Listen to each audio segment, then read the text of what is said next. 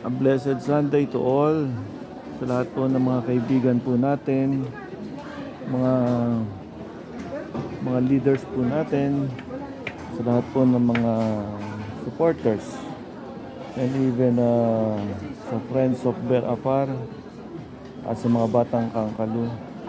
Maraming salamat sa inyong lahat, and I hope na kayo ay magkakasama ngayong araw nito dahil today is Sunday. It's a family day. So, all you have to do is nakapagsimba na po ba kayo, nakapag-bonding na po ba kayo ng family.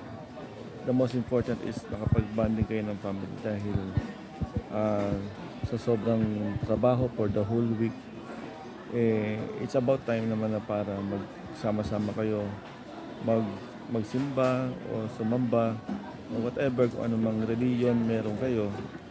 The most important is yung bonding ng family. So yun, at this moment kami naman ay nandito rin sa isang mall sa lungsod ng Quezon upang mag-celebrate din ng family. Okay? At the same time, tayo po ay magsama-sama sa lahat ng mga inyong mga adhikain, sa inyong mga layunin.